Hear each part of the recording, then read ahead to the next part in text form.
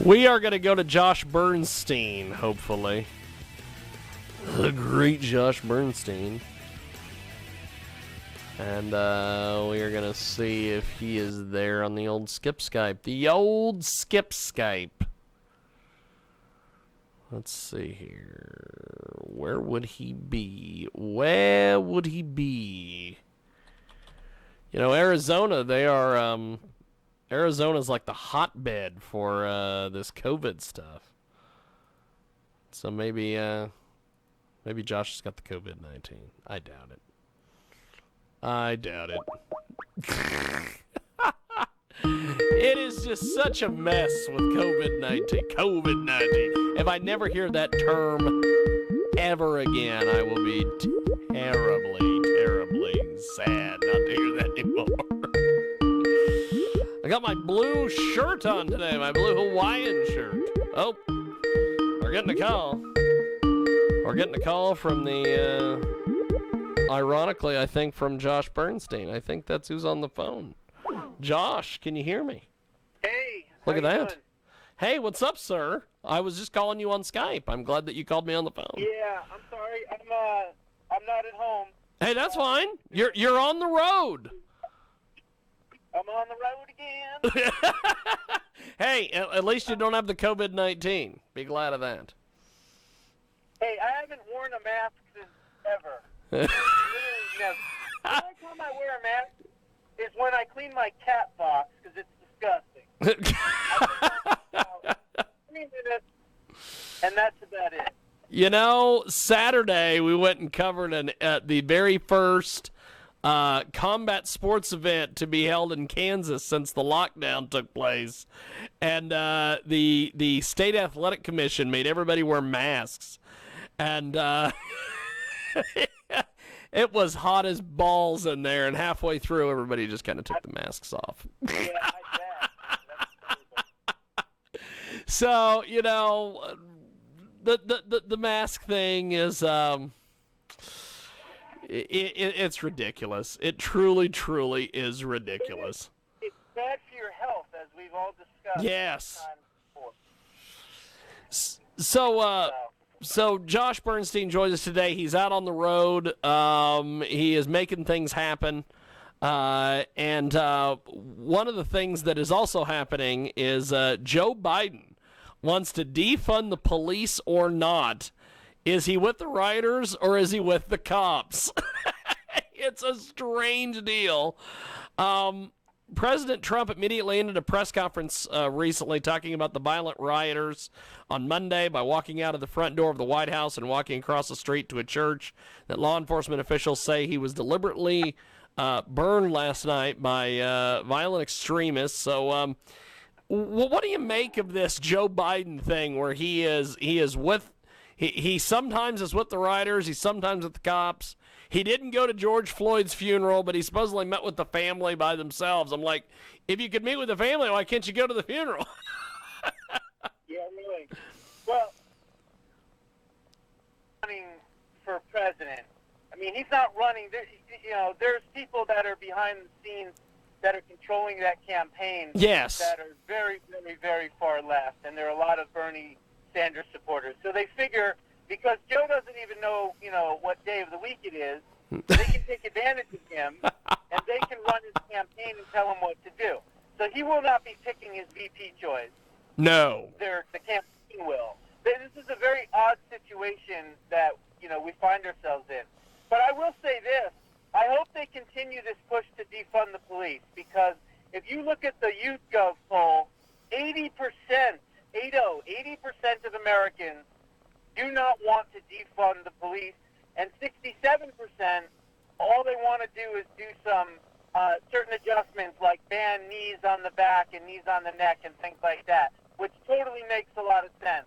And if they, instead of defunding the police, if they were smart, they would spend money and do some funding for body cameras to be put on every single police officer in every single precinct, so that there's none of this garbage anymore, basically saying, oh, well, he did this and he did that.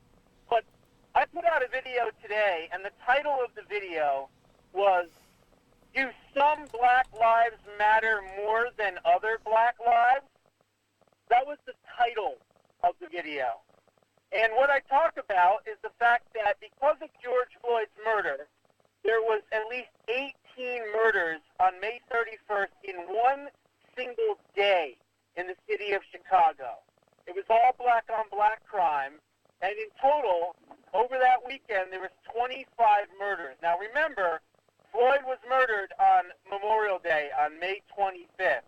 So his death brought all of those murders, not to mention David Dorn, Officer Underwood, and a few others. So my premise of today's video was, because George Floyd's death was caught on video, does that make his death more important than the ones that were not?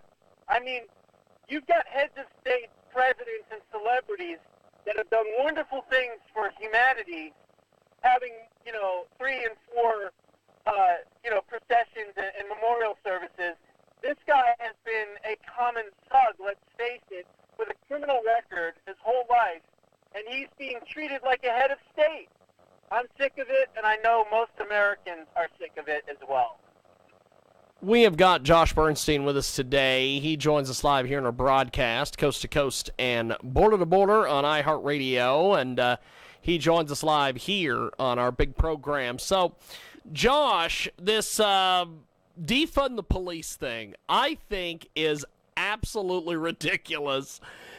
The thing that I don't understand, and I've often said this the last couple days here, is, if the Minneapolis folks are so angry about the police force, why don't they just do this? Just fire all the white cops and hire all black ones. And then when something bad happens and they have to take out a criminal who happens to be black, then they got no one to blame.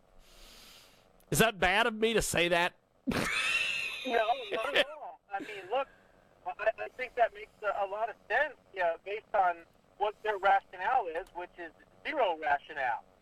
So, look, the bottom line is, this has to do with having another type of police force. And what that means, ultimately, is they want to replace America's police forces with the United Nations.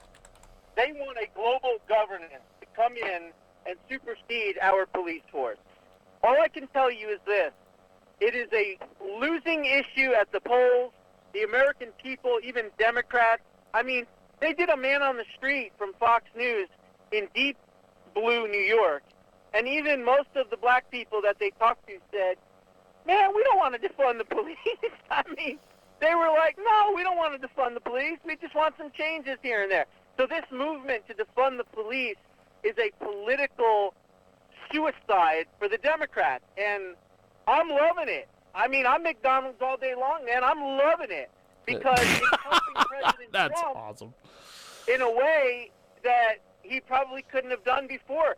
So if I was the Trump campaign, I would do two things. Number one, I would point out all of the nasty, racist things that Joe Biden has said about blacks throughout his career, and I would do the exact opposite. I would be the law and order president. I would talk nothing about, law and order, obviously funding the police, sticking up for the police. And I think the police, they have their own little union. So you may see a political action group pop up in the next month or so that are police-based or retired officers and things like that, will maybe get into the political realm and start, running ads on television and everything else. That's what the police need to do. They need to become politically active in this and use it as an opportunity to do that, in my opinion. We have got a fantastic, fantastic correspondent with us today. He joins us each and every week.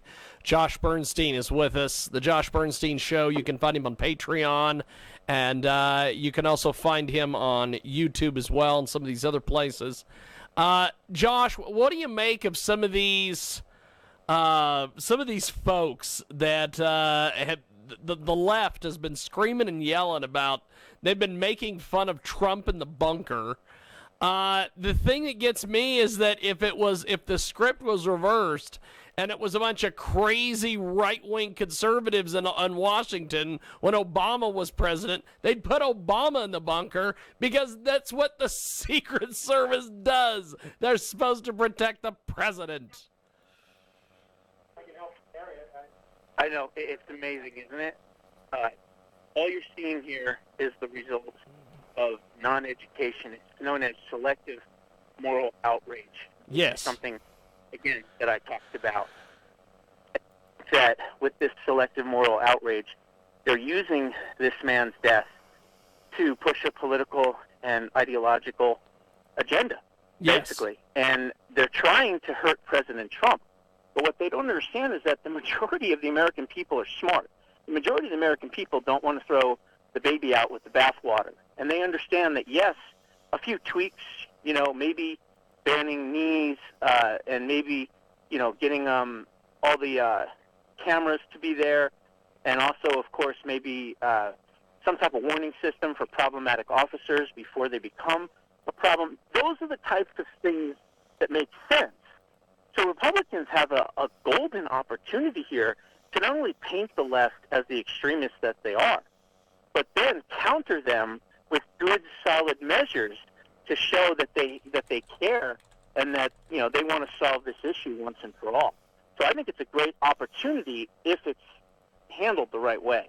Yes. It is Josh Bernstein. He joins us today live here in our program. And so, Josh, I guess before we wrap up here with you, my friend, how do we find you online, get your content, everything else? Sure. Yeah, you can go to patreon.com/Josh Bernstein. You can go there and you can support my efforts there. Obviously, with the type of material I cover the truth. I do a lot of investigative work, and I expose a lot of people. So YouTube is no friend of mine. But, again, yes. You can go and support my efforts at patreon.com/Josh Bernstein. Also, if you're still in one of those tyrannically run blue states and you're not allowed to work or leave your house, you can go to Roku Television and you can search for The Josh Bernstein Show, and you could add the show and watch, binge watch it like you would Netflix or Vudu or Amazon or whatever. And also it's on Amazon as well. So check it out, and I look forward to being with you, hopefully in video, next week. Definitely. Well, I appreciate it, my friend, and I will talk to you soon. Have yourself a wonderful, wonderful day. Thank you, brother. You as well. Appreciate it, man. There he goes. Okay. Josh Bernstein, the fantastic Josh Bernstein.